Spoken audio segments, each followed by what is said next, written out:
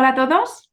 Bueno, bienvenidos a este webinar que hemos preparado con motivo de los coloquios y webinars que solemos hacer precongreso. Este webinar lo preparamos desde el grupo joven de la EC y es sobre un tema muy transversal y de última actualidad, que es la inteligencia artificial. Lo que queríamos era un poco aclarar conceptos básicos para cirujanos y bueno, pues este es un tema que surgía repetidamente como un tema de interés para los cirujanos más jóvenes. De hecho, Andrés Montaner, que es un compañero de Valencia, que era residente y ahora ya es adjunto, ¿no? Fue uno de los que nos comentó que esto era un tema de interés porque había hablado con algún adjunto más senior en su servicio y le decían que eso, verá, esa inteligencia artificial, eso no vale para nada. Entonces fue como, pero bueno, si es que no sabemos lo que es realmente, igual, pues eso, hay mucho déficit todavía en el conocimiento y en aclarar realmente los conceptos. Entonces, por eso estamos hoy aquí con este panel de invitados. En primer lugar, pues eso, está Andrés, que es cirujano general en Valencia y que es miembro del Grupo Joven y nos va a comentar un poquito desde nuestro punto de vista, ¿no? Cosas que oímos por ahí como cirujanos y que, bueno, pues que pueden surgir dudas y que no sabemos muy bien conceptos, pues va un poco a comentar y a resumir todos esos aspectos que cada vez nos vamos encontrando más sobre la inteligencia artificial en cirugía. A continuación tenemos a Juan Maroñas, que es ingeniero, trabaja en una empresa de base tecnológica que se llama Cognizant y además es profesor en la Autónoma y en la Pontificia de Comillas. Y luego, por último, tenemos a Miren Taberna, que forma parte del equipo de Sabana. Ella es oncóloga médica, pero trabaja en esta empresa que se dedica, pues eso, de forma ya profesional a la utilización de inteligencia artificial en medicina. Y bueno, como comoderadora está conmigo Asunción Acosta, que pertenece además a la sección de CMI, que tiene mucho interés en este tema. Y entre las dos, bueno, vamos a intentar eso, que queden claros muchos conceptos y que podamos resolver vuestras dudas.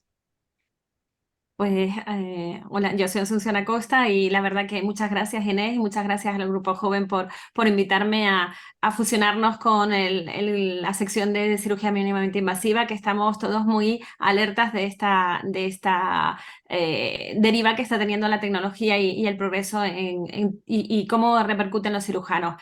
Para no dilatar más, ella lo ha presentado todo y yo pues empezar a animarlos a ustedes de que estamos aquí para que entre todos aprendamos más. Hay un apartado debajo, si fijan en el chat y en las de preguntas y respuestas, utilicen este y con todas las dudas que tengan, porque aquí estamos para entre todos aportar y aprender y disfrutar de este ratito. Y procuren, por ejemplo, pues en el chat, pues todos los comentarios, pero si tienen preguntas, intentar focalizarlos ahí porque esto es para eso, para que todos aprendamos un poquito más en esta tarde. Y sin más dilación, les doy paso al primer ponente, que es Andrés Montaner, como ya comentó, Ah, pues, cirujano de Valencia, y nos va a hablar del presente de la inteligencia artificial en cirugía. Adelante, Andrés. ¿Lo ves correctamente? Sí. Vale. ¿Qué tal? Buenas tardes. Bueno, el objetivo de mi charla es ofrecer una hoja de ruta sobre inteligencia artificial para cirujanos. Explicaré conceptos básicos sobre IA y las principales aplicaciones que podemos encontrar hoy en día en cirugía o que están al caer. Lo que quiero es que nos alejemos un poco de ese sensacionalismo al que nos abogan tanto la prensa y la ciencia ficción con la inteligencia artificial. Bien, ¿qué nos hace a los humanos inteligentes? La capacidad de decidir, la capacidad de empatizar, de resolver problemas, de reírnos. Probablemente cada uno de vosotros tenga una respuesta diferente a esta pregunta. Entonces, ¿cómo definimos inteligencia artificial si no tenemos una definición única de lo que es inteligencia humana? Alan Turing, un genio de la computación, propuso hace más de 50 años una solución muy sencilla. No importa qué es la inteligencia, hablaremos de inteligencia artificial cuando una computadora sea capaz de imitar el comportamiento humano de forma tan perfecta que al interactuar con ella no sepamos diferenciar si estamos ante una máquina o ante un humano. En los últimos meses habréis visto cómo la inteligencia artificial se ha vuelto mainstream gracias a la comercialización de algunas inteligencias generativas. Así, por ejemplo, chatbots como ChatGPT, Microsoft Bing, Google Bard ya nos permiten tener una conversación natural, útil y relevante con un ordenador, algo que era impensable hace solamente un año. Algunas otras inteligencias generativas, como Midjourney y DALL-E, nos han hecho creer, ¿no?, que el Papa vestía de Balenciaga o que algunos presidentes terminaban en situaciones algo comprometidas. Si atendemos a la capacidad de las inteligencias artificiales, encontramos dos tipos. Hoy en día, el 100% es inteligencia artificial débil porque está diseñada para resolver una tarea específica. Por ejemplo, el algoritmo de Netflix que te recomienda series o películas en función de tus gustos. Cuando esa inteligencia sea tan hábil y flexible, tan capaz como la de los humanos, ya hablaremos de inteligencia fuerte o amplia. Esto seguro que supondrá un impacto profundo en la sociedad, pero de momento solo podemos verlo en la ciencia ficción.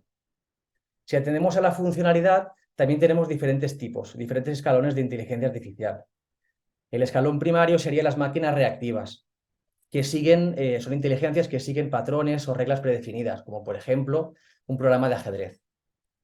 Un paso más allá sería la memoria limitada, cuando ya esa inteligencia es capaz de aprender de la experiencia, como por ejemplo el chatbot de atención al cliente en algún comercio.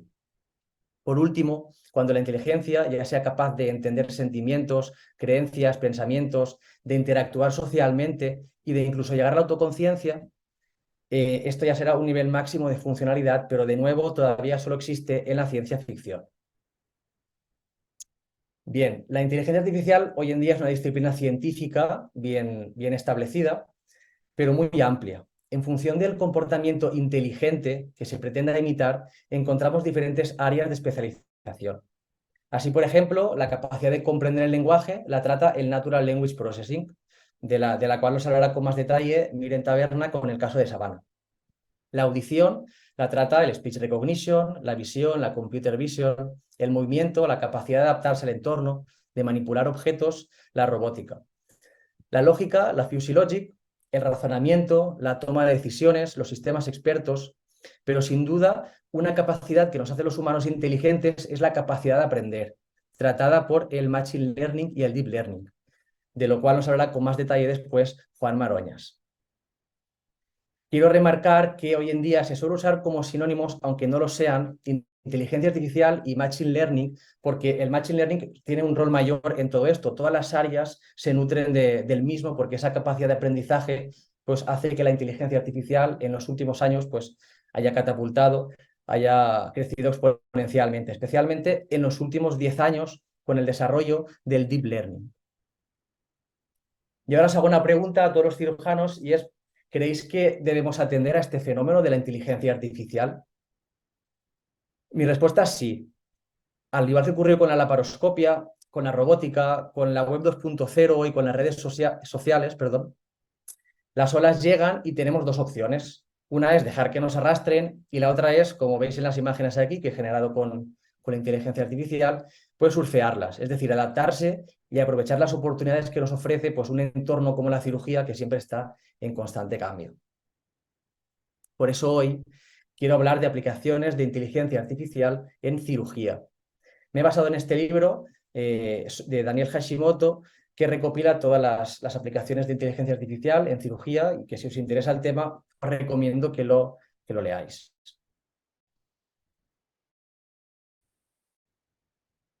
La primera aplicación es la acción, gracias al Machine Learning, al Big Data, de calculadoras para estatisticar el riesgo preoperatorio mucho más precisas de las que había previamente.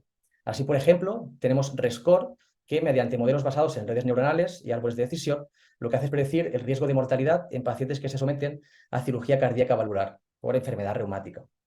También podemos predecir el riesgo de fuga anastomótica en pacientes con cáncer colorectal a través de, en este estudio lo podéis ver, pues calculadoras creadas con Machine Learning, metodología kernel, en fin. Y por último, también el ejemplo que seguramente todos conozcáis, la escala de Potter, para predecir el riesgo quirúrgico en cirugía de urgencias y que utiliza árboles de decisión, ¿no? Un tipo de Machine Learning. Otra aplicación es The Operation Room Black Box System, caja negra del quirófano, como la de los aviones, pero en nuestro ambiente, en el quirófano. Se trata de una red de sensores, como veis aquí arriba, de cámaras, etcétera, que lo que hacen es recopilar todo lo que ocurre en el quirófano y lo anonimizan, por supuesto, información audiovisual, datos fisiológicos del paciente y de los miembros del equipo quirúrgico, datos de los sensores que he dicho, datos de los dispositivos electrónicos como los selladores de vasos. Y con esto, bueno, tenemos información para poder actuar en consecuencia sobre lo que ocurre en quirófano con más detalle gracias a ese Big Data que recopila todo esto. Y sobre todo para, gracias al Machine Learning, poder crear modelos predictivos para predecir eventos adversos o, por ejemplo, evaluar habilidades técnicas y no técnicas. Bueno, el Big Data es fundamental para el desarrollo de la inteligencia artificial, especialmente para el Machine Learning, para el Deep Learning. Y en cirugía tenemos una fuente inagotable de datos que son los vídeos quirúrgicos, de la laparoscopia, de la robótica. Por eso, a mi entender, creo que el área de especialización que más prometedora, o al menos a muy corto plazo, sería la Computer Vision, que es esa área que se dedica a analizar los vídeos quirúrgicos, las imágenes y tomar decisiones inteligentes en función de lo que ve, gracias al Deep Learning, a las redes neuronales. Mirad un ejemplo. Esto son imágenes de una granja, la misma imagen. ¿Qué es lo que puede hacer la Computer Vision? Pues puede clasificar. En este caso, vemos cómo clasifica y encontramos diferentes animales, ¿no? Alpacas, ovejas, vacas, cabras. También puede detectar objetos, o en este caso animales, y encuadrarlos en diferentes recuadros. También puede segmentar objetos, colorearlos y diferenciarlos del resto de la imagen. Y también esos mismos objetos coloreados los puede diferenciar si son similares. Mirad aquí como las ovejas estaban de color naranja y aquí tenemos una de color azul y la otra de color naranja. Esto ya tiene una aplicación clínica. Hoy en día, por ejemplo, hay algunos colonoscopios como el GI Genius de Medtronic o el EndoEye de Olympus que detectan pólipos de forma directa, en vivo. También nos puede ayudar la Computer Vision a la navegación quirúrgica, a ser mucho más precisos en el quirófano. Por ejemplo, a detectar instrumentos que existen, o sea, que están presentes, su ubicación, su postura. También podemos segmentar la escena quirúrgica, diferenciar las diferentes partes de la anatomía, así como los instrumentos, de forma que una colecistectomía difícil como esta, pues se convierte en algo más sencillo, aunque bueno, las vesículas siempre son complicadas. También nos puede ayudar a trabajar en zonas seguras. Mirad aquí cómo se crea un mapa de calor para ver en qué parte debemos trabajar. No sé si veis correctamente este vídeo, si no luego quedará grabado y se verá mejor. Esto es en vivo, lo que he explicado, la segmentación. Siempre que veo esta imagen pienso que al verde indocianina le quedan pocos años, al menos para algunas de sus indicaciones. Porque si podemos ahorrar inyectarle algo al paciente. Pero bueno, todo esto está en fase muy experimental, hay pocos estudios al respecto, todavía le quedan unos años para que se comercialice y se ponga en práctica. Otra función de la Computer Vision muy interesante es la anonimización de los vídeos quirúrgicos. Mirad aquí cómo la cámara de la laparoscopia sale de la cavidad abdominal y al se pixela y cuando se vuelve a introducir vuelve a verse normal para preservar la privacidad de los miembros del equipo y del paciente. También nos puede ayudar esto es Touch Surgery Enterprise. En este caso, el usuario en esta plataforma ha colgado 30 vídeos de colecistectomías y la plataforma nos ayuda a organizar los vídeos en diferentes fases. El sistema ya tiene otros vídeos de colecistectomías y entiende dónde segmentar los vídeos. Y aquí el usuario ha subido los vídeos y los ha segmentado en introducción de trócares, disección del triángulo hepatocístico, disección de la vesícula, etc. Con lo que nos ayuda mucho tiempo a la hora de editar los vídeos.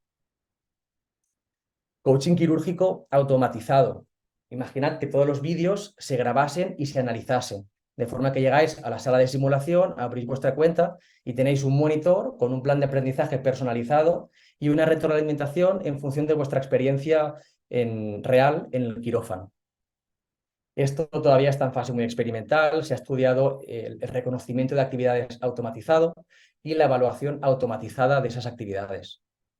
El problema es que hay muy pocos estudios, se centran solamente en habilidades de sutura y anudado y en diferenciar expertos y aprendices, no tanto en dar una retroalimentación al cirujano. solamente 10 estudios en el caso de la evaluación. Por lo tanto, por aquí queda mucho camino por recorrer. Robótica y automatización. Los robots son sistemas que perciben, piensan y actúan. El objetivo de la robótica, no sé si estaréis de acuerdo conmigo, el objetivo último, muy último, es crear robots que operen mejor que nosotros. Esto ya ocurre en otros sectores, como por ejemplo el textil, el automovilístico. Lo que pasa que en cirugía tenemos todavía varios desafíos por delante, afortunadamente. Y es que los tejidos son muy variables, no es lo mismo coser una camiseta que coser a un humano. En relación con esto, pues hay muchos riesgos quirúrgicos de utilizar este tipo de tecnología. Y por otra parte, es que las funciones sensoriomotoras requieren mucha más capacidad computacional que las funciones cognitivas que hoy en día se realizan. Entonces, os doy la noticia de que no os vais a quedar sin trabajo, de momento, queda mucho por delante. Las empresas, la industria farmacéutica se centra sobre todo en crear robots más precisos, más eficaces, más excelentes, que ayuden al cirujano, pero que no lo sustituyan. Mirad, hay diferentes grados de autonomía. Hoy en día lo que tenemos en el quirófano es un control directo. Los sistemas Da Vinci, Hugo, Versius, todo esto es un control directo, son sistemas maestro-esclavo, como ya sabéis. En algunos robots, como el Mako de Stryker en traumatología, tienen un control compartido donde el cirujano tiene la actividad un poco restringida por el propio robot, como un control crucero. Pero de aquí en adelante ya no hay nada más. Autonomía supervisada, autonomía total, nada. Podríamos decir que el CyberKnife para aplicar radioterapia es autonomía supervisada, pero bueno, no es cirugía. Un ejemplo muy estudio piloto de autonomía supervisada es el STAR, Soft Tissue Autonomous Robot. Mirad aquí cómo realiza una anastomosis de forma autónoma, pero con la supervisión del cirujano.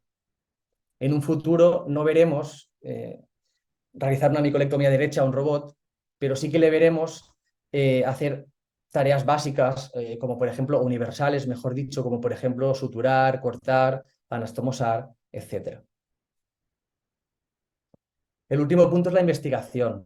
Mirad aquí, en los últimos años, cómo ha crecido exponencialmente si buscamos Machine Learning o Deep Learning y cirugía. Actualmente se publican de 3.000 a 4.000 artículos cada día. Incluso se han creado revistas en exclusiva sobre inteligencia artificial y cirugía. Y luego destacar que en el 2020 salieron las guías Spirit AI y Consort AI que estandarizan los ensayos clínicos con inteligencia artificial, por lo que la evidencia será algo más rigurosa. Os dejo aquí unas herramientas que os pueden ayudar a la creación de textos científicos, artículos, tesis doctorales, trabajos de fin de máster que integran inteligencia artificial y que son gratuitos. Supongo que todos habéis probado ChatGPT, Bing Chat, Google Bard, pero recomiendo sobre todo Jenny AI, que es un asistente para la redacción académica, y Typeset, que os ayudará en la lectura crítica de artículos.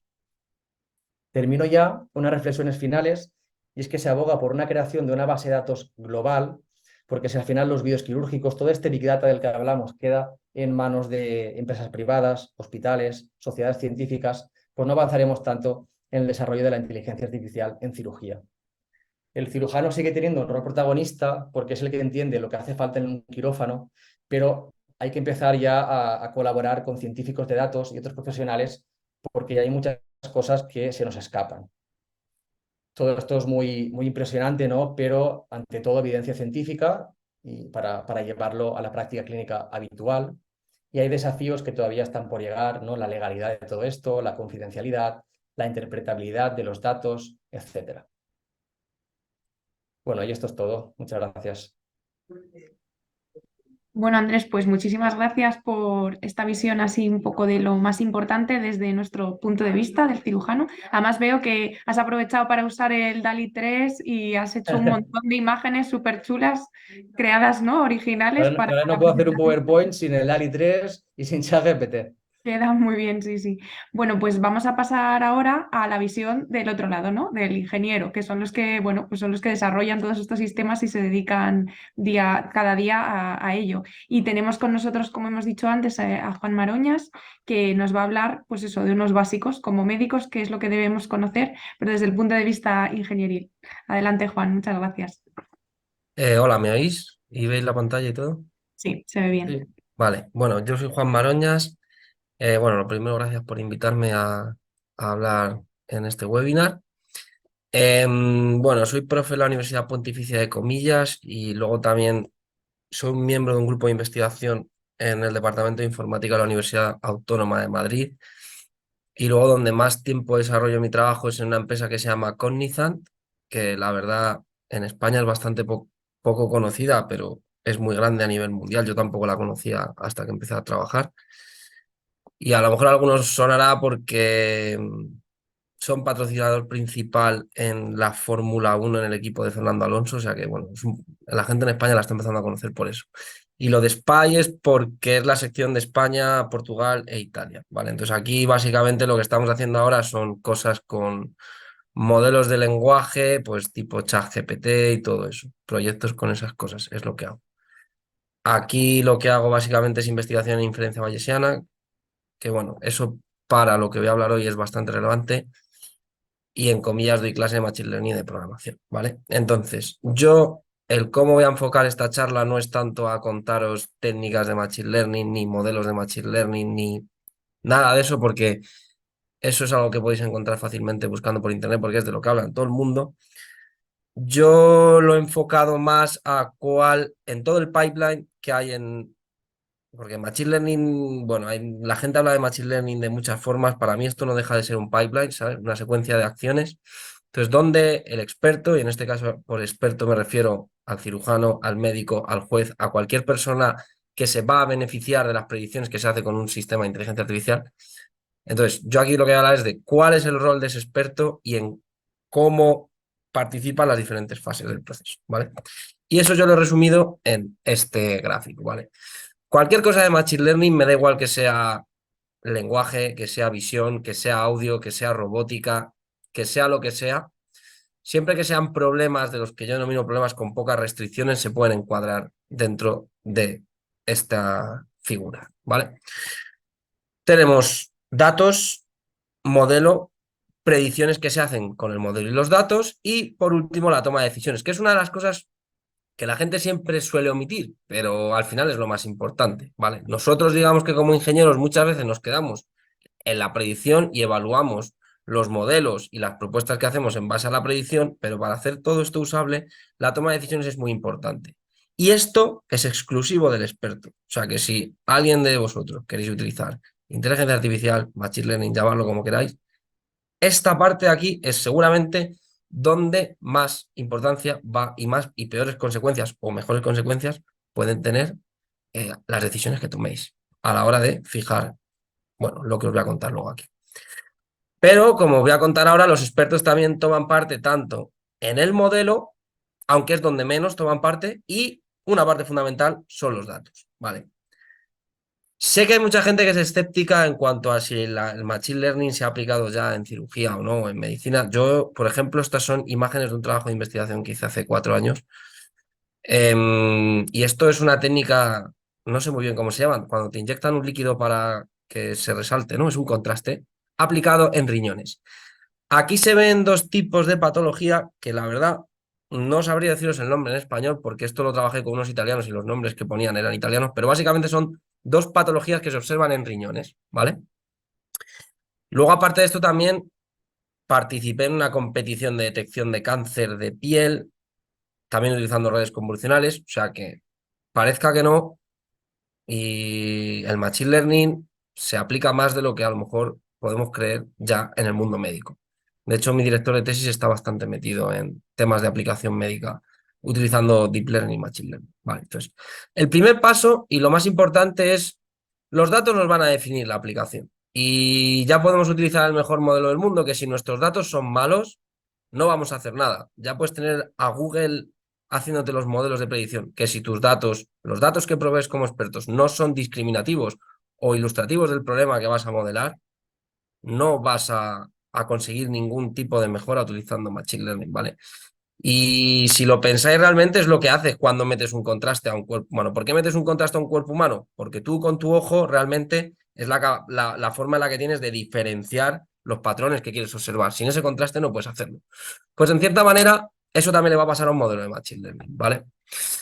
Entonces, aquí es lo que yo denomino, aquí el experto lo que nos puede proveer es, bueno, qué técnicas expertas mejoran la discriminación en los patrones a extraer, ¿no? Si tú a mí me das, por ejemplo, una imagen en la que no se diferencia un patrón, en cambio, inyectándole un líquido sí que se diferencia un patrón, pues si a un modelo de Machine Learning le metes las imágenes sin que se diferencie el patrón, no va a saber diferenciar.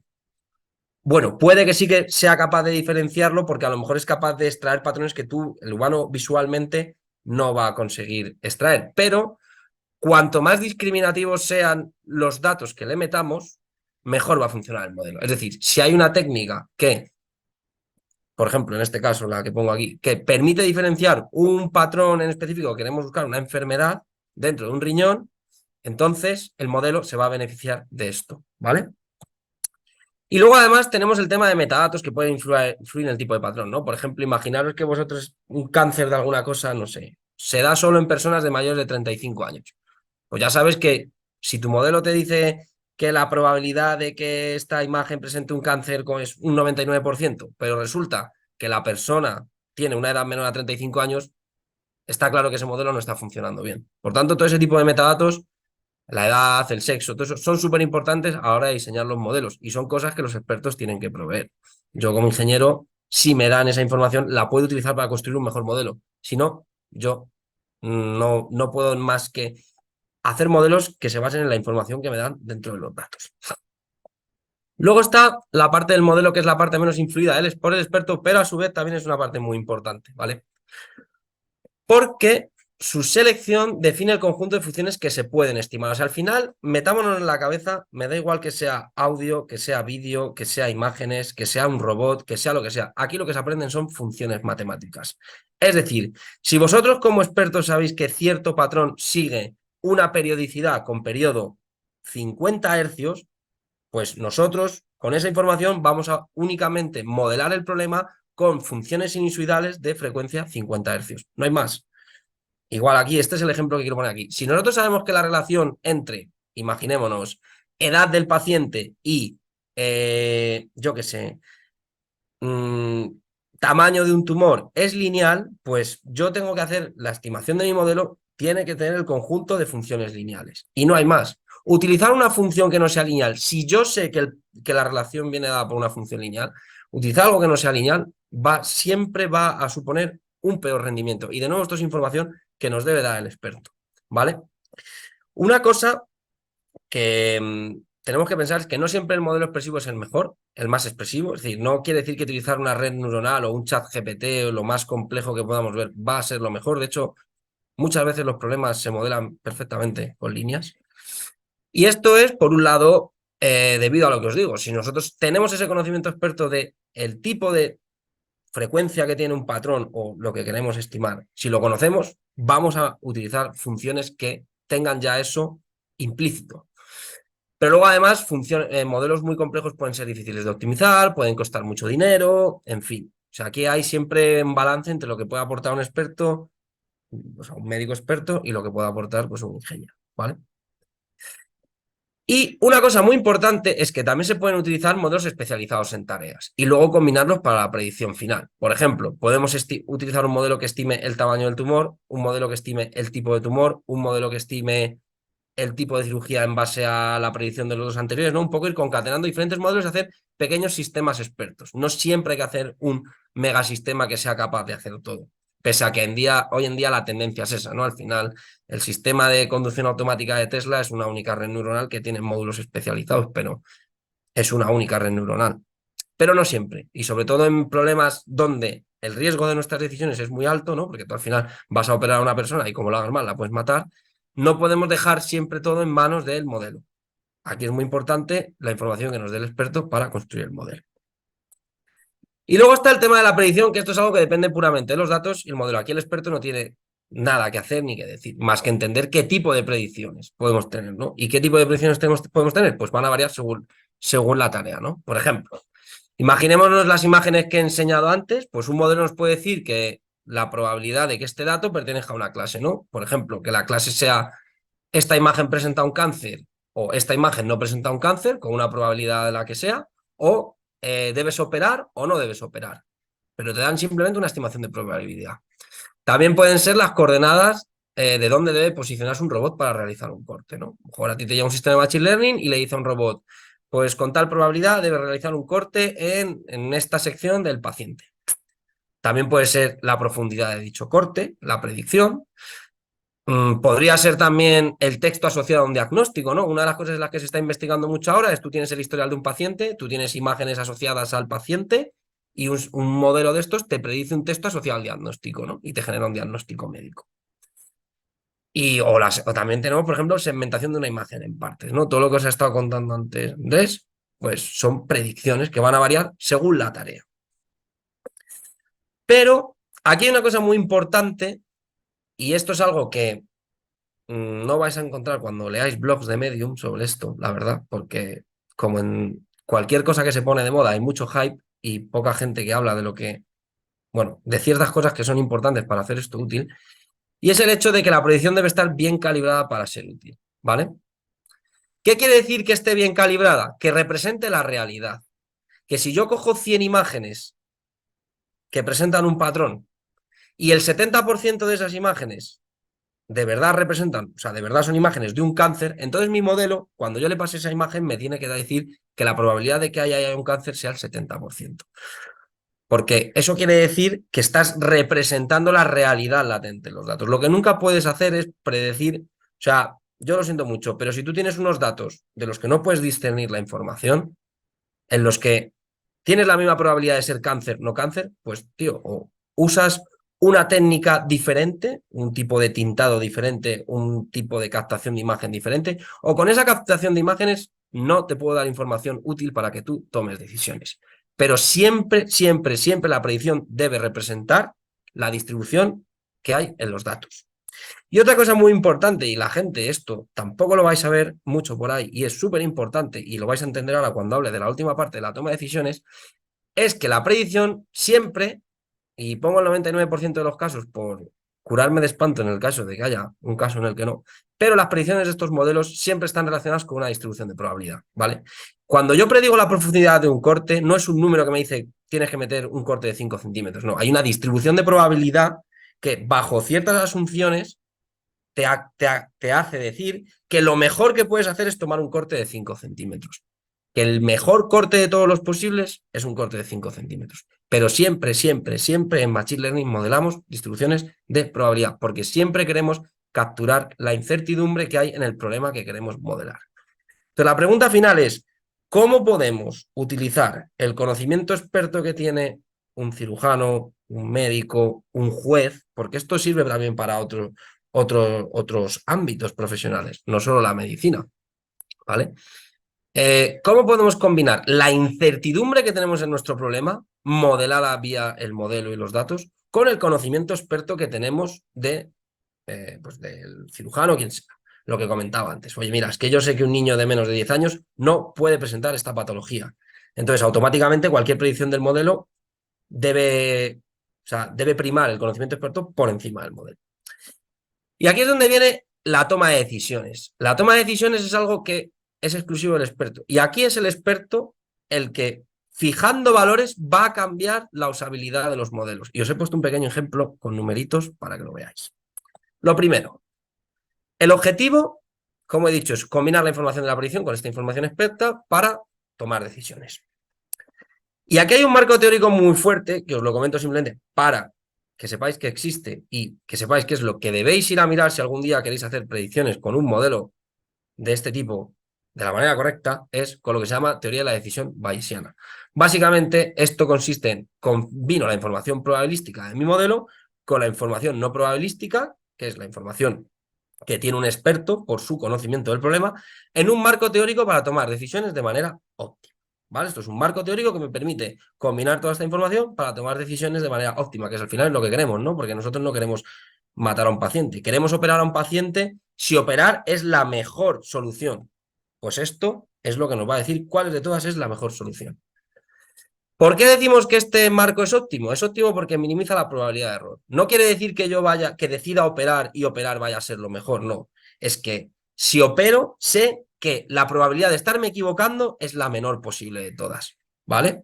Si digo que esta persona no tiene un cáncer, puede que lo tenga, pero sé que decir que esta persona no tiene cáncer es aquello que me va a incurrir un menor coste en mis decisiones, una menor probabilidad de error, ¿vale? Me voy a equivocar menos. Eso me lo va a decir esto. Eso sí que, esto es una cosa muy importante.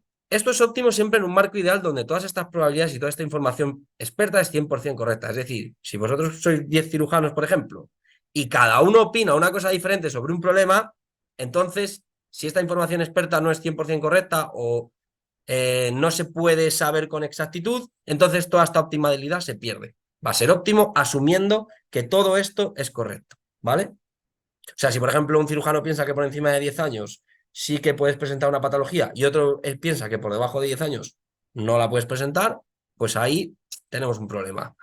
Y cada cirujano tomará una decisión diferente porque su información de experta es diferente. Y como decía, es óptima porque se tiene en cuenta la incertidumbre de los datos a modelar a la hora de tomar decisiones. Lo que decía antes, si los datos no son discriminativos, la toma de decisiones se va a basar únicamente en el conocimiento experto. Si a mí me dais dos imágenes, una presenta un cáncer y otra no presenta un cáncer, y si ese riñón o eso lo que sea no ha sido tintado, simplemente es una ecografía de no sé qué tipo, y no se puede apreciar una diferencia, entonces ahí la incertidumbre sobre las predicciones es total. Si ya el hecho de tintar ese riñón me permite incorporar discriminabilidad entre los datos asociados a las diferentes clases, a las diferentes patologías, entonces ahí gano, hago los datos más discriminativos y por tanto voy a hacer que mis decisiones se vean mucho más informadas. Y vamos con el ejemplo. Bien, para la toma de decisiones, lo primero que vamos a tener son las clases arrojadas por un clasificador, que va a ser nuestro modelo de Machine Learning. Y esta E y este ML significa que esto es una parte que va a corresponder tanto al experto como al Machine Learning, a la persona de Machine Learning. Por ejemplo, la clase C1 es la imagen presenta un tumor y la clase C2 es la imagen no presenta un tumor, ¿vale? A mí me dais imágenes y me dicen, mira, estas imágenes tienen un tumor y estas imágenes no tienen un tumor. Vuestra decisión, vuestro conjunto de acciones, y esto es únicamente el experto, el conjunto de acciones que queréis ser capaz de tomar utilizando en este problema es la acción 1, opero, la acción 2, doy quimio, la acción 3, no hago nada. Y aquí tenemos lo que llamamos costes. El coste, lo que voy a llamar L, con C1 a 1 significa la imagen presenta un tumor y he decidido operar. Ese es el coste de de tener un C1, o sea, la imagen presenta un tumor y decido operar. De C1 a 2 va a ser la imagen presenta un tumor y decido dar quimio, ¿no? Puede haber a veces que yo tengo un tumor y decido operar y otras veces que tengo un tumor y prefiero dar quimio. Luego también tienes que tener en cuenta es la imagen presenta un tumor y no hago nada. Como nos podemos imaginar, este coste, esta penalización, aquí un buen experto dirá, oye, esto no puede pasar nunca. Y ahora vamos a ver cómo se codifica eso. Y luego tenemos el otro caso. La imagen no presenta un tumor y decido operar. De nuevo, esto tiene un coste muy alto, ¿no? Tiene un coste monetario para el hospital, tiene un coste para el paciente de recuperación. De nuevo, la imagen no presenta un tumor y decido dar quimio. De nuevo, esto es algo muy malo para la salud del paciente. Y la imagen no presenta un tumor y no hago nada. Esto es lo mejor que puedo hacer. ¿Vale? Y luego tenemos la información a priori, que esto de nuevo es parte del experto y del científico de Mele, que serían las probabilidades de los diferentes tumores, ¿no? O sea, de tener tumor o no tumor. Por ejemplo, lo que decía, si yo sé que menos de 10 años no existe ese tumor, yo sé que la probabilidad de que esté presente el tumor es 0. Y la probabilidad de que no esté presente el tumor es del 100%. Y esto es información que nos da el experto. Pero en mi ejemplo esto lo he omitido. Vamos a ver cómo se combina estas clases con este conjunto de acciones que un cirujano puede querer tener en cuenta con estos costes. Vale. Vamos, y estos son valores que va a asignar un cirujano en base a su conocimiento experto, ¿vale? Por ejemplo, si la imagen presenta un tumor y decido operar, el coste es bajo, le voy a dar un 0,5. Son números que me he inventado, ¿eh? Esto obviamente pues serían cosas que habría que hablar. Si la imagen presenta un tumor y decido dar quimio, pues también le doy un 0,5, ¿no? Porque bueno, son buenas acciones si tengo un tumor. A lo mejor este coste habría que ponderarlo en función de otros factores, pero bueno, para el problema en cuestión o el ejemplo en cuestión me da igual. La imagen presenta un tumor y no hago nada, tiene un coste muy alto, porque esto es una cagada, ¿no? Esto al final, como una persona presenta un tumor y yo no haga nada, le mando a su casa, me viene dentro de 4 meses con metástasis y esa persona se muere. Esto tiene un coste muy alto. La imagen no presenta un tumor y decide operar, pues le da un coste de 2, a lo mejor tiene sentido darle un coste más, porque al final esto es un coste, o sea, esto tiene un problema, que es, primero, el paciente le mandas a casa, va a tener tiempo para recuperarse, dinero que le cuesta a la seguridad social, dinero que le cuesta al hospital. Bueno, no es una decisión muy buena si tenemos en cuenta términos económicos y términos de la salud del paciente también. La imagen no presenta un tumor y decido dar quimio, bueno, aquí le da un 8 pues por inventarme otro valor, pero de nuevo, dar quimio pues al final es machacar a un paciente cuando no hago nada. Y la imagen no presenta un tumor y no hago nada, pues es un coste cero, ¿no? Porque esto es lo mejor que puedo hacer en este caso. Y aquí tenemos el siguiente punto. Ahora nos llega una imagen, ¿no?, de un paciente que queremos evaluar y yo hago un modelo que te dice que la probabilidad de que la imagen presente un tumor es del 0,2 y la probabilidad de que la imagen no presente un tumor es del 0,8. O sea, 80% de probabilidades de que aquí haya un tumor y un 20% de probabilidades de que aquí no haya un tumor. ¿Qué es lo que ocurre? Claro, tú estas probabilidades se las das a una persona como yo o incluso a un médico que no sabe esto y dice, uy, hay que operar. Un 80% de probabilidades... No, perdón, la imagen no presenta un tumor, no hay que operar, ni hay que hacer nada. Esta persona, lo más seguro es que no tenga un tumor. Bueno, pues vamos a ver cómo combinando esto con esto cambiaríamos nuestra decisión. Y aquí es donde entra lo que se denomina riesgo de Bayes. El riesgo de Bayes no es más que coger para la acción, imaginaros, la primera acción, quiero operar, simplemente es multiplicar el coste de esta acción con, de la acción opero, con la clase presenta un tumor, por la probabilidad de la clase presenta un tumor. Y lo mismo para la otra clase. ¿Vale? Entonces, el riesgo de operar, teniendo en cuenta los costes que ha fijado el experto y las probabilidades del sistema de Machine Learning, es de 1,7. Es un 0,5, que es el coste de A1C1, por la probabilidad de C1, 0,2, más el coste de opero cuando no tengo un tumor, C2A1, no presento un tumor y decido operar, 2, por la probabilidad de que no presente un tumor, 0,8. Si hago esto para opero, doy quimio y no hago nada, me salen estos costes. Bueno, pues esta teoría de la decisión lo que nos dice es que si tomo la acción que tiene menor riesgo, la probabilidad de error es la menor posible. ¿Cuál es la acción que tiene menor riesgo? Opero. Quiere decir que, en este caso, pese a que el sistema de Machine Learning ha dado un 80% de probabilidades de no presentar un tumor, un cirujano aquí, con estos costes, que obviamente estos costes estarían bien pensados, decidiría operar o decidiría hacer pruebas nuevas. Tendríamos que tener una probabilidad en torno al 10% de que presenta un tumor para que el riesgo fuese el no hago nada. O sea, la acción elegida con menor riesgo fuera el no hago nada. Entonces, ¿qué conclusión sacamos aquí? En Machine Learning, la parte final, la de la toma de decisiones, la de que nadie nos habla, la que realmente es la importante, tiene que combinar el conocimiento experto de una persona evaluado vía costes de decisión, y aquí yo he puesto el hecho de operar, dar quimio, no hacer nada, pero esto podría ser operar, dar quimio, hago más pruebas, no hago nada, le mando a otro hospital, yo qué sé, lo mira a otro cirujano que es más experto que yo. Fijando una serie de costes, donde yo codifico mi conocimiento acerca de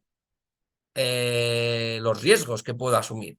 A lo mejor me da igual gastarme pasta y me da igual el paciente. Pues entonces le doy a la imagen no presenta un tumor y decido operar, le doy un riesgo de 0, porque me da igual el paciente y porque me da igual que el hospital se gaste pasta. ¿Vale? Con eso y con el sistema de Machine Learning, que aquí es donde entra el ingeniero, se puede tomar la mejor decisión posible. No quiere decir que operar sea la mejor decisión. Quiere decir que de estas 3 acciones, si opero, la probabilidad de que me equivoque es la menor posible. Entonces, con esto acabo la charla. Importante, si queremos hacer de la IA algo útil, no solo nos vale ChatGPT, no solo nos vale aquí todo este hype y estos vídeos de fotos súper chulas y no sé qué. No. hay que entender que lo que hay por debajo, nos guste o no, son números, que lo que hay por debajo, nos guste o no, son matemáticas, que lo que hay por debajo o no, o sea, que lo que hay por debajo, nos guste o no, es un marco probabilístico para tomar decisiones y que bien usado nos va a permitir tomar las mejores acciones, como hemos podido ver aquí, incluso cambiando lo que inicialmente un sistema de Machine Learning nos va a predecir. Así que bueno, yo os invito a que juguéis con estos números y veáis cómo cambian estas decisiones, ¿vale? Y toqueteéis aquí con numeritos y calculéis estas cosas y veáis cómo se puede jugar con esto. Dicho esto, pues ya he acabado, no tengo mucho más que añadir. Así que muchas gracias por escucharme. Pues muchísimas gracias, Juan. La verdad es que ha sido una charla súper interesante porque se ve que te has esmerado en intentar explicárnoslo como si nos hubiéramos sentado a tu lado, cualquier cirujano, a que nos expliques un poco para que entendamos. Y desde luego ha sido muy clarificador, ¿eh? A ver si en las preguntas seguro que tendremos muchas para ti. Damos paso para no gastar demasiado tiempo y que dé tiempo a las preguntas a la última ponente. Otra experta, en este caso es oncóloga médica, Miren Taberna, perdón, y que trabaja precisamente en el procesamiento del lenguaje natural, ¿no? Y aprovechando el valor de los datos clínicos con Sabana, donde trabaja ella, Dirección Científica de Sabana en Madrid, y nos va a clarificar un poquito esta vertiente también de toda esta inteligencia artificial que estamos hoy debatiendo. Adelante, Miren, gracias.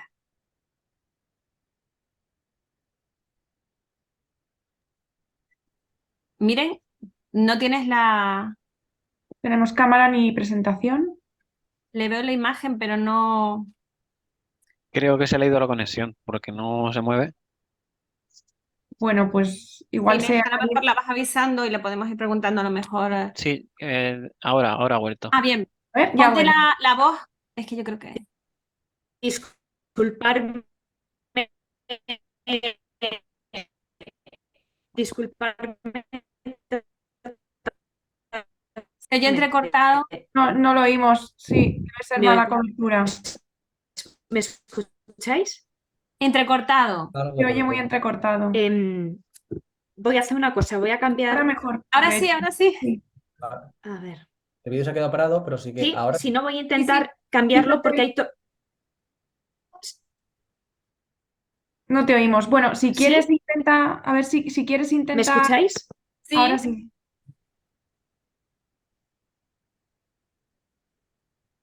Nada, se queda congelado. Voy a hacer una cosa. Voy a cambiar un momento. A ver. Si quieres, miren, mientras te vas organizando, que nos habían lanzado aquí una preguntilla para Juan, si quieres, Sí. o quitarte el vídeo para que vaya menos justa la conexión. Y mientras tanto le preguntamos un momento a Juan, que nos habían preguntado y que además justo va al hilo de cómo ha terminado en su Voy a intentarlo presentación. hacerlo así. Pues le preguntamos, mira, nos decían que si crees que para colaborar bien con un experto como ingeniero debe tener también estos conocimientos el médico, es decir, hacer un curso sobre inteligencia artificial de forma específica o algo. Hombre, yo todo el tema de teoría de la decisión sí que lo creo que lo tienen que conocer. ¿Cómo se diseña no tanto un modelo? Bueno, y tener esa noción básica, ¿no? De entender que al final lo que modelas son funciones. Entonces, si tú tienes información como la periodicidad o que la relación en tu problema es lineal, toda esa información que tú le des al experto la va a utilizar a la hora de construir el modelo. O sea, sí que entender que lo que se hace en Machine Learning es modelar funciones y que el marco de decisión es un marco probabilístico y entender ese marco probabilístico, porque al final esos costes yo no los voy a fijar, yo no puedo saber cuál es el coste asociado a tomar una decisión. Eso dependerá del hospital, del cirujano, del paciente, de un montón de cosas que a mí se me escapan. Entonces, el marco de teoría de la decisión sí que lo deben conocer bien y luego lo que digo, entender la visión general y global que intenta dar también, entender que los datos tienen que ser discriminativos, entender que cuanta más información des mejor. O sea, yo sí recomendaría, no tanto cómo se optimizan los modelos, no tanto a lo mejor el tipo de modelos o tal, pero sí entender cómo puedes hacer que el modelo te dé predicciones que sean más útiles. O sea, tener un O sea, poquito del conocimiento matemático básico, ¿no? Por lo menos para poder hablar el mismo lenguaje, ¿no? O sea Sí, ¿no? Y, que, y teoría de la decisión, conocer el marco probabilístico de teoría de la decisión, yo eso, vamos, lo recomiendo 100%. Yo creo que o en sea que medicina tenemos estamos que muy estudiar. acostumbrados, ¿no? A hacerlo todo, ¿no? Nosotros hacemos la base de datos, hacemos la estadística básica, pero creo que ese rol hay que cambiarlo un poco porque cada vez lo veo más complicado, ¿no? Y apoyarse en otros profesionales como por ejemplo Sí, Juan, científicos sobre de todo porque datos. la estadística que usan el 90% de la gente que no se dedica al machine learning es estadística frecuentista, y esa estadística, pues la verdad es que no es muy buena. Lo de los test de significación y todo eso, no, yo llevo años trabajando en esto y no he hecho un test de significación en mi vida, por ejemplo. O lo de la distribución Z o todas esas cosas. Que yo sé que los psicólogos y los médicos y todo eso trabajan, os lo enseñan mucho en estadística, pero eso no es la forma correcta de hacer un análisis estadístico de un problema. Juan, O me sea, encanta eso que dices, ¿eh? Esto que estás diciendo da para una serie de webinars, ¿no? De cursos, porque esto nos está rompiendo un poco nuestra trayectoria hasta ahora, y sería muy bueno tener aquí a un experto en, pues, la estadística frecuentística y todo lo que, toda nuestra tradición de las publicaciones científicas, con un experto investigador de los nuestros cirujanos de los de antes, además mejor, de los que tenga una gran confianza, y otro como tú que empiece a romperle y rompernos nuestras barreras, porque creo que necesitamos esta apertura de mente, ¿eh? O sea que siento decirte que te vamos a utilizar, o gente como tú vamos a tener que pluriemplearte. Tomamos nota, ¿no? Para un face to face ahí de Sí, antiguo sí, sí, versus sí. nuevo, ¿no? Bueno, yo creo que ya está Miren preparada. A ver si parece que se ve. Yo creo que se ve bien. Lo que Te si oímos, queréis voy a... fenomenal. ¿Me oís bien? Perdonad, es que está habiendo una tormenta justo ahora y creo que estoy con la cobertura justilla. Pero bueno, Bueno, lo vamos a adelante. intentar, que A ver si merece hay la suerte. pena. Muchas gracias, lo primero, por invitarme a participar con vosotros. Me hace mucha ilusión estar hoy aquí. Y como vamos justillos de tiempo, me meto directamente al tema. Sabéis que cuando hemos hablado de medicina, ¿no? Siempre hemos dicho de hace muchos años que inicialmente la medicina estaba basada en los síntomas, en la intuición de los médicos, ¿no?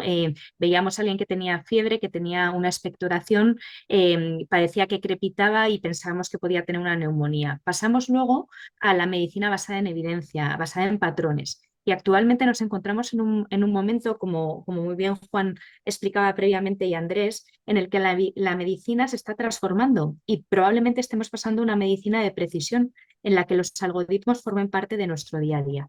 Y la realidad es que si vemos, por ejemplo, el número de devices y algoritmos médicos que está siendo aprobado por la FDA, están siendo aprobados muchísimos. La mayoría de ellos a día de hoy están aprobados a nivel de radiología.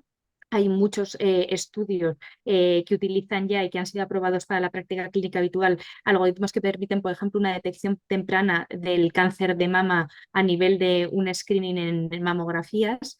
También se están utilizando muchísimos en cardio y probablemente las otras especialidades también vayamos, ¿no? Introduciéndonos en este tipo de aprobaciones. Y si vamos a ver, y antes mostraba Andrés también una imagen a PubMed, el número de estudios en el que podemos observar que se está utilizando Machine Learning, vemos cómo a partir aproximadamente de 2014 este incremento es exponencial. Y si veis en el lado de la derecha, podéis ver que depende un poco del tipo de especialidad, se utiliza más o menos, pero que en cirugía hay muchísimos estudios en los que ya se está utilizando este tipo de herramientas a distintos niveles, a nivel de análisis de datos, a nivel, por ejemplo, como explicaba también Andrés, de soporte con los distintos robots quirúrgicos y a nivel también de análisis para la generación de modelos predictivos, como contaba Juan. Y es que cuando hablamos de inteligencia artificial, esto es un mundo muy amplio. A veces a mí me llaman y me dicen, oye, miren, ¿qué máster de inteligencia artificial hago? Y digo, ¿pero qué quieres hacer dentro de la inteligencia artificial? ¿No? Y además cada vez aparecen distintas ramas que se van formalizando y distintas vías de utilizar o de integrar estos algoritmos en nuestro día a día.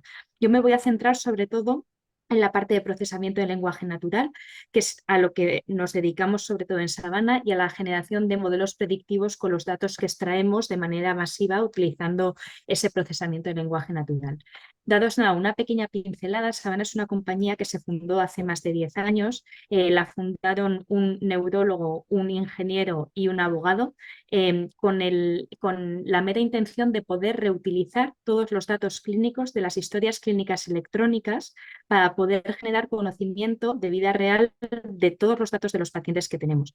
Esto se creó en Silicon Valley por una beca que se les dio, pero cuando plantearon cuál era el país en el mundo que tenía más historia clínica electrónica, vieron que España era el segundo país del mundo. Tenemos uno de los mayores fuentes de conocimiento guardadas en las unidades de cada hospital, con muchísimos datos de pacientes que nos pueden generar muchísimo conocimiento. Y a partir de aquí plantearon crear la empresa para intentar avanzar en lo que era la investigación y sobre todo el soporte para el paciente. Cuando hablamos de ¿qué información contiene la historia clínica? A día de hoy sabemos que mucha parte de esta información está estructurada. Conocéis todos y seguro que a muchos en el hospital os hacen codificar parte de los diagnósticos que hacéis o de los procedimientos o tratamientos, y se dice que alrededor del 20% de la información de los hospitales hoy en día está estructurada. Sin embargo, existe muchísima información en texto libre, toda esa información que recogemos los médicos o otros profesionales sanitarios y que queda, como he dicho, guardada en la historia clínica y que no se utiliza. Y además, este volumen de información probablemente sea el que contenga mayor volumen de datos que sean más interesantes a la hora de analizar este tipo de enfermedades. ¿Qué es el procesamiento del lenguaje natural? El procesamiento del lenguaje natural es un sistema que nos permite de manera automática extraer la información masiva del texto libre. Todo esto se junta con el texto o los datos estructurados que podemos tener, y así generamos bases de datos en los que tenemos muchísimos datos del paciente. ¿Y cómo se hace? Esto es algo bastante complejo, parece sencillo y uno puede pensar, bueno, hago un control find, ¿no? Y si quiero buscar cirugía de vesícula, lo encuentro de esta manera, pero no, es mucho más complejo porque no solo hay que buscar una entidad, sino que hay que darle contexto a esta entidad. Es decir, lo que yo estoy buscando lo presenta el paciente en este momento, es una sospecha, es una negación, es una afirmación, está recogido en el antecedente familiar del paciente o pertenece al paciente. Y lo más complejo del procesamiento del lenguaje natural, o una de las cosas más complejas, es dar contexto real a esta información para que esa gran base de datos que vayamos a tener se pueda utilizar. Y aquí os pongo un ejemplo muy tonto, pero cuando intentamos extraer la información de las historias clínicas nos encontramos, por ejemplo, con esto: FA. FA puede ser fase acelerada, fecha de alta, fibrilación auricular, foco aórtico, fontanela anterior, con lo cual es una forma de visualizaros cómo de importante es dar contexto a esa información que estamos encontrando, ¿no?, dentro de las historias clínicas. Deciros que, por ejemplo, también hemos tenido que crear algoritmos específicos para detectar el copy-paste de los médicos, porque muchas veces cortamos, pegamos información y esto puede duplicar la información en el paciente si no detectas que es una información copiada. ¿Qué nos pasó cuando empezamos a hacer todo esto? Pues lo que nos pasó es que cuando presentábamos estas bases de datos para plantear los estudios, muchos médicos nos decíais, muy bien, pero ¿cómo sé yo que la información que estáis sacando de manera automática es una información correcta, ¿no?, que son datos de calidad? Porque al final tu algoritmo se puede equivocar. ¿Qué hicimos? Nos inventamos una metodología para validar el procesamiento de lenguaje natural clínico, y a cada hospital que participa con nosotros dentro de un estudio le pedimos que de una selección de historias clínicas randomizadas ellos anoten, ellos puedan decir exactamente si estamos ante una cirugía de vesícula o ante una apendicectomía, y que marquen exactamente lo que ellos como profesionales sanitarios consideran. Con esto creamos un gold estándar que se contrasta con lo que saca nuestro sistema de procesamiento de lenguaje natural, y así podemos garantizar que la base de datos es correcta. Por supuesto, esto no lo podemos hacer con todas las variables que planteamos dentro de un estudio, porque sacamos cientos de variables por paciente, pero lo hacemos con las variables que se considera para ese estudio principales, porque definen la población o porque, por ejemplo, tienen o están dentro del output de interés. ¿Y qué podemos hacer con esto? Pues mira, este es un estudio que se presentó ahora recientemente en el Congreso de Endocrino y le dieron el premio a la mejor presentación oral, en el que recogimos datos de 8 hospitales españoles el objetivo principal del estudio era poder determinar cuál es la prevalencia de diabetes tipo 2 a nivel de los hospitales. Cuando planteamos hacer el estudio, partíamos de una población analizada de 3 millones de pacientes, porque con estos sistemas tú accedes a todos los datos del hospital.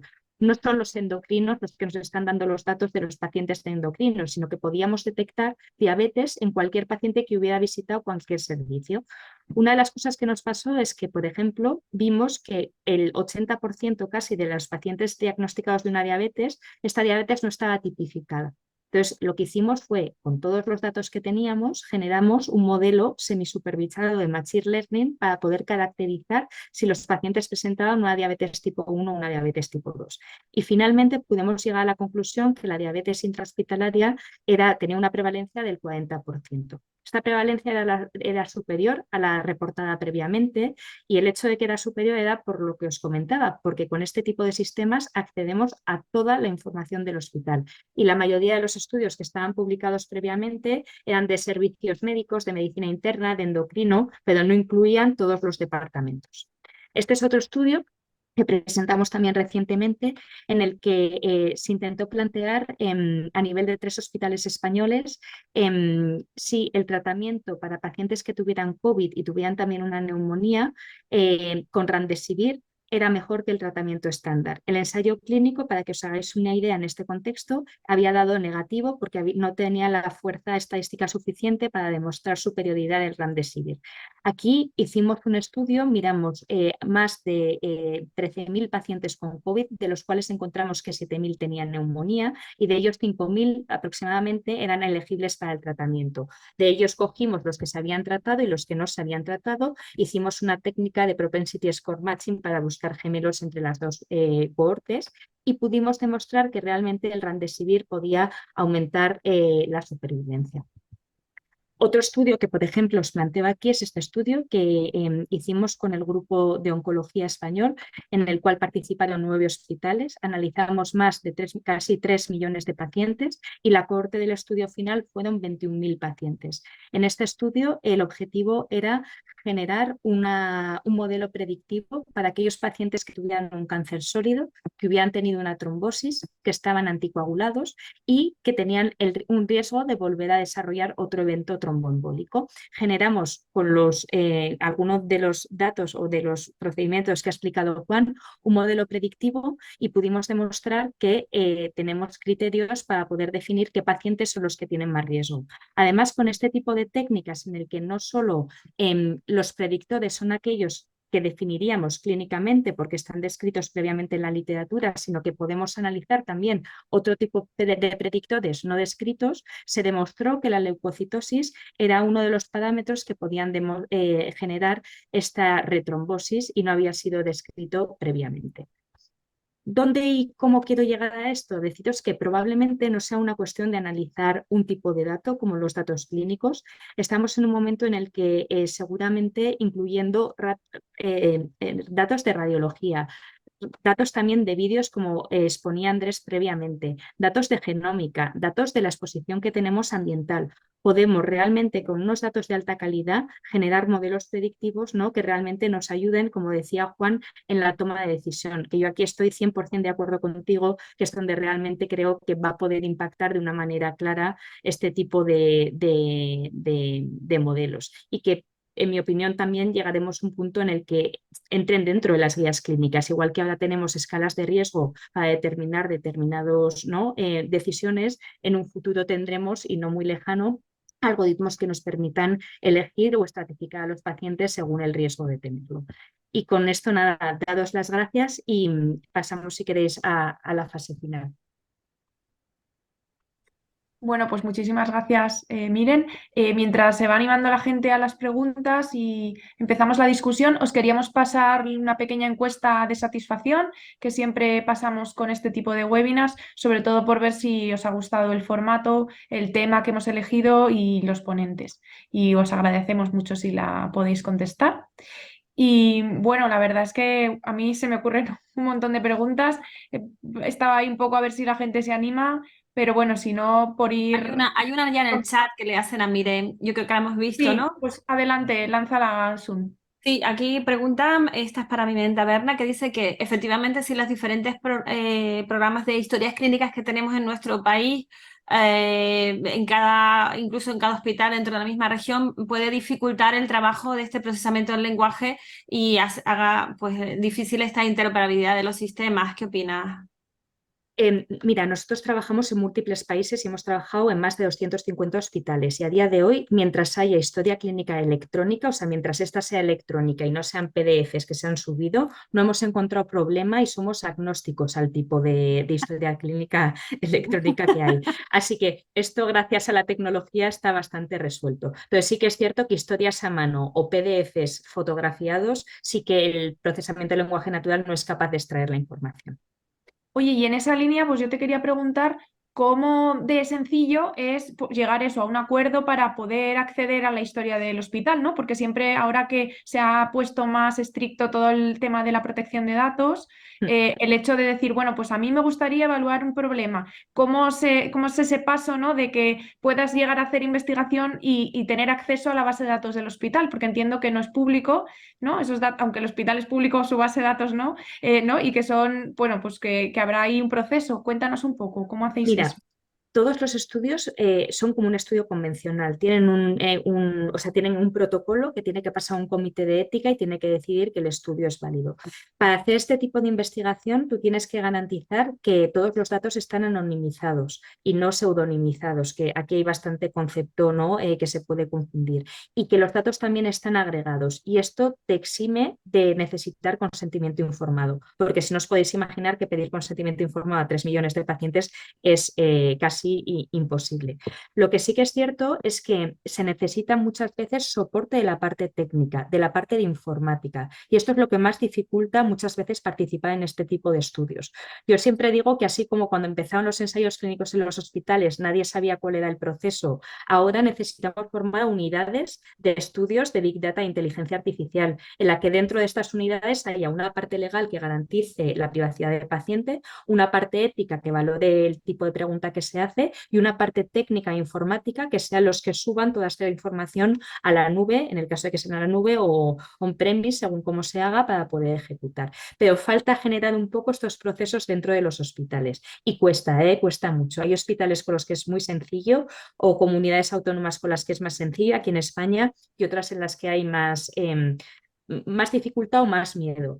Ahora, yo siempre digo que todo esto bien utilizado es para bien del paciente. Obviamente en todo hay que poner una serie de reglas y una serie de normas, pero cuando se establezcan los procesos, se generen data lakes donde todos los médicos puedan entrar a investigar y generar hipótesis, realmente puede ser una oportunidad excelente. Pero, miren, al ir un poco de eso, y la verdad que a mí estoy un poquito ahora focalizándome últimamente, pues sobre todo en la protección, en los datos y en la gobernanza del dato, realmente estamos muy interesados en la sección de cirugía mediante invasiva y me gustaría lanzar la pregunta a todos los ponentes, incluso pues también a Inés, un poco su opinión de todos, porque aquí estamos ya empezando a invadir, ¿no?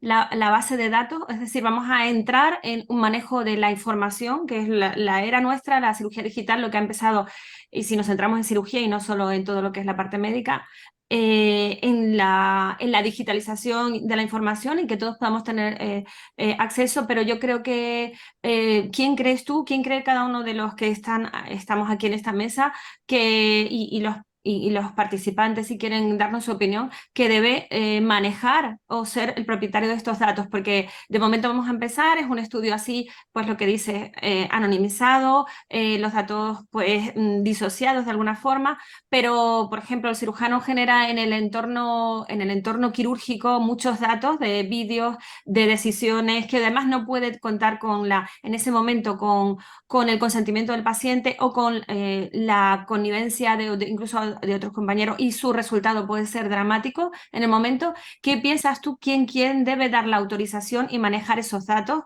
Que además en su momento no solo pueden ser utilizados como se está utilizando, estamos hablando de un nivel científico, sino en un momento determinado pueden tener una utilidad o una demanda también en el sentido jurisprudencia, de jurídico, perdón, de responsabilidad y incluso pues del manejo de empresas. Me gusta, porque esto es muy complejo lo que estamos empezando a entrar a picar de los datos y todo el mundo podría, no solamente nosotros con esa intención que estamos aquí manejando.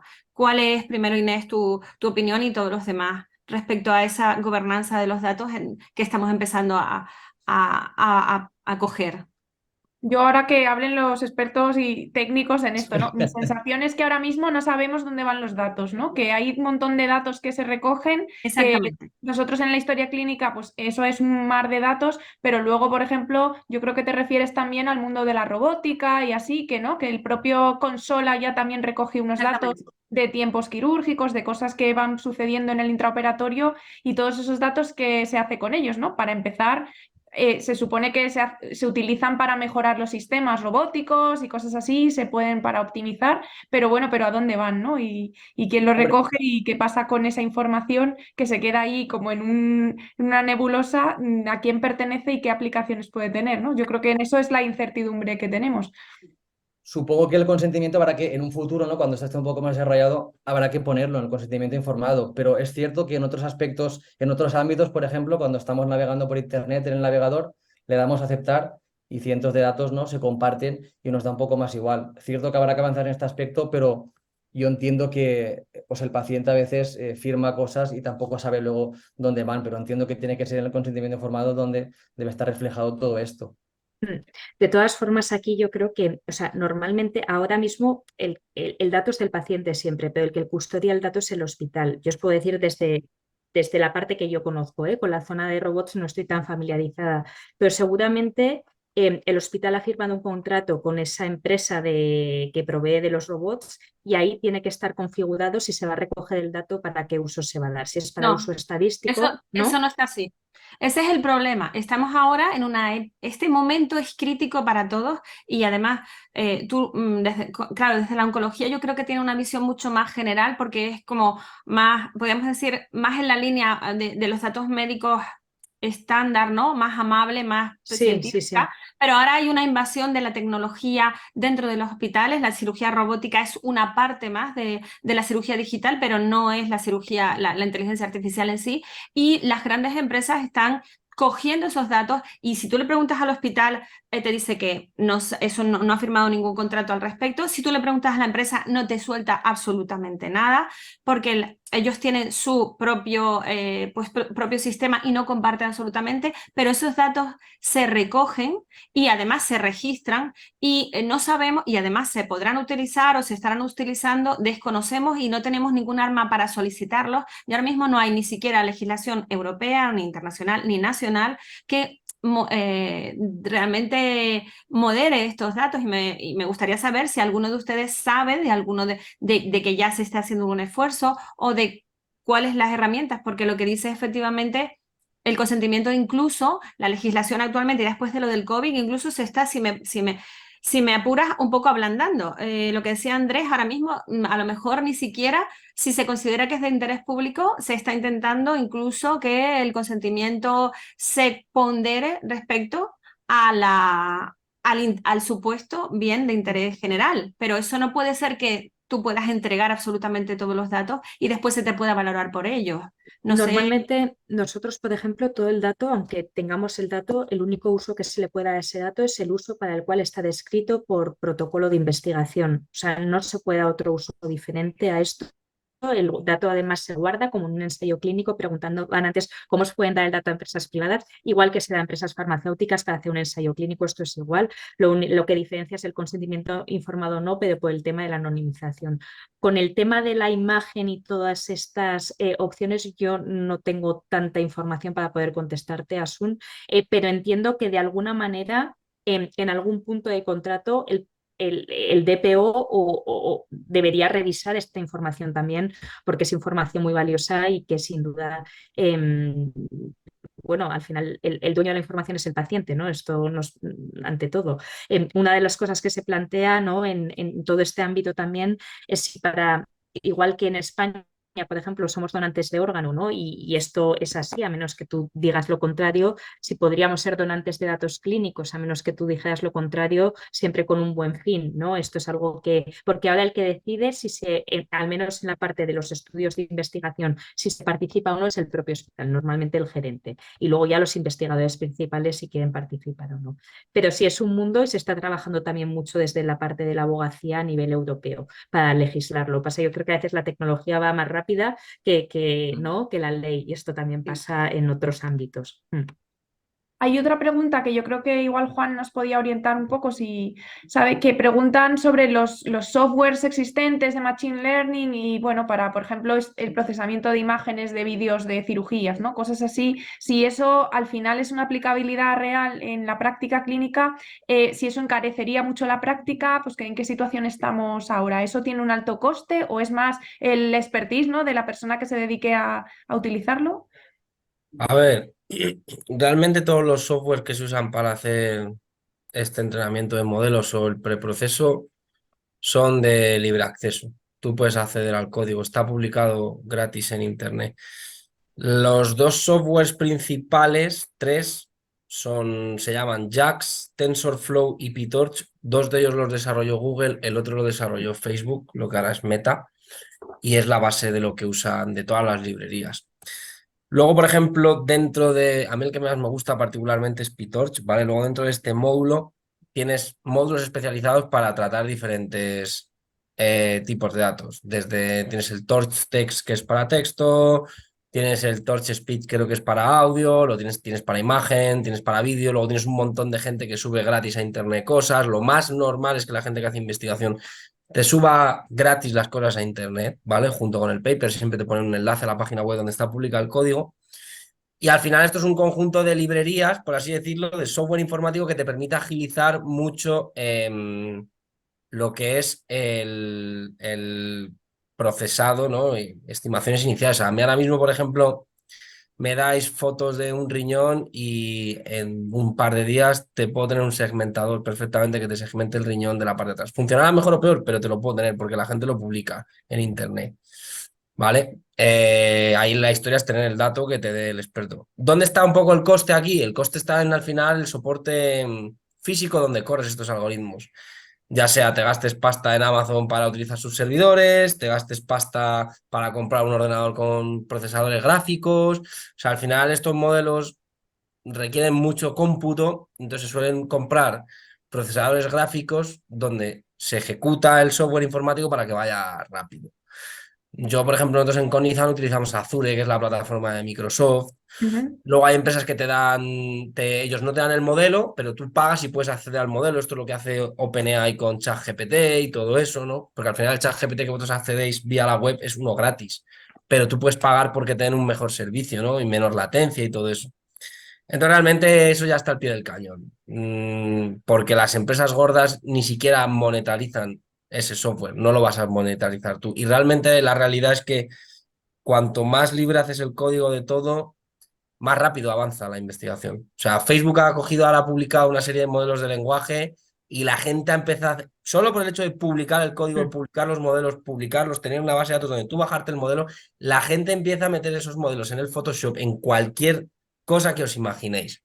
Entonces, realmente el coste de hace a lo mejor 6, 7 años, no tal, pero hoy en día, mira, he visto esta mañana que los de Facebook habían publicado no sé qué módulo para hacer cosas de audio a toda leche, ¿sabes? O sea, ya te dan mucha funcionalidad para cosas que hace años tú te tenías que programar, hoy en día ya están todas hechas. Entonces, realmente, poner a funcionar algoritmos de estos no tiene un coste muy grande. Lo puede hacer una persona en un tiempo razonable de tiempo teniendo. O sea, nosotros, por ejemplo, la competición esta de Machine Learning que os comentaba, la trabajamos 2 o 3 semanas en ella y quedamos segundos. O sea, que es que te dan 2 o 3 semanas, en 2 o 3 semanas montas un sistema que te da un 90%, un 95% de acierto, ¿sabes? Entonces, como que está todo muy a mano ya, ¿sabes? O sea, a nivel hospital sería sobre todo tener el soporte informático para poderlo... Y alguien que se va a programar, claro. Eso es. Y es más el rollo de que te den los datos y todo eso, más eso que el hecho de hacerlo, ¿sabes? O sea que sí, no es complicado. De hecho, es que se hacen ya muchas cosas. Yo tenía un compañero que hacía cosas de segmentación de tumores y cosas de esas. Y trabajaba con un par de hospitales de Valencia. Le daba los datos y él hacía algoritmos Qué bien. para segmentarlos. Y hay empresas ya, sí, eso, dentro de ahí nuestro mundillo, pues sí que ya va sonando más.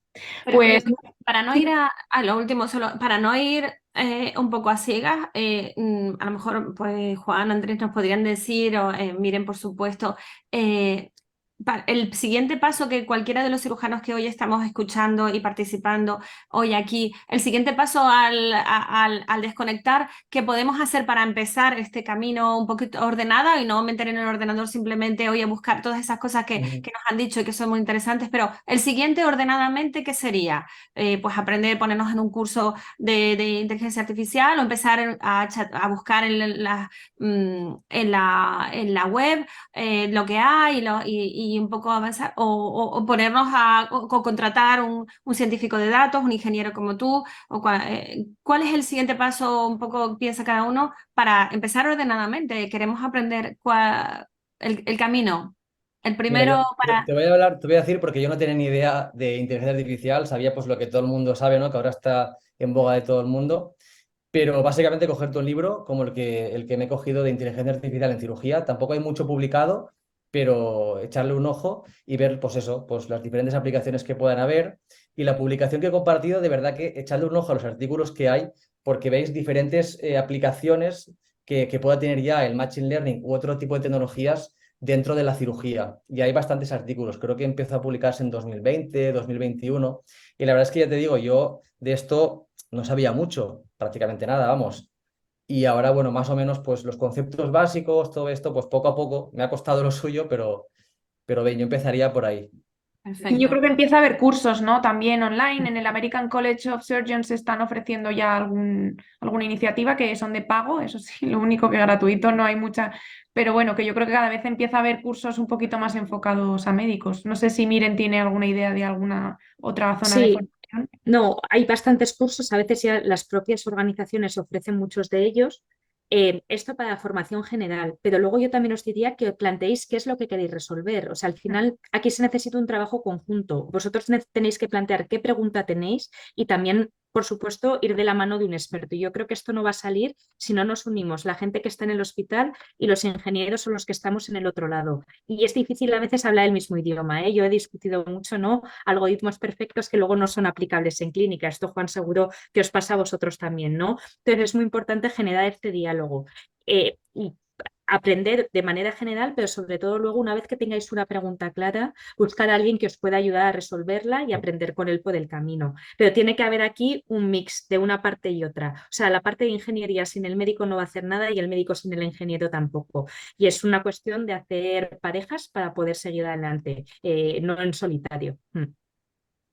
Pues yo creo que ese es un mensaje fantástico para cerrar, porque realmente es eso, un poco que sea todo traslacional, que colaboremos y que sobre todo esa relación entre el ingeniero que desarrolla todo y el médico que pone, ¿no?, la experiencia y el conocimiento que sea fluida y que cada vez colaboremos más.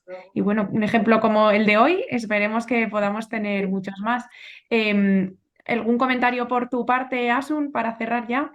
Yo simplemente decir que estoy agradecida y encantada de haber participado porque creo que esto es una gran semilla y un ejemplo de, equipo joven con no tan joven, de ingeniero con oncóloga, con investigador, con cirujano experto, con coordinadora. De verdad que un placer, creo que a mí me ha servido muchísimo y ojalá sea el principio de mucho más.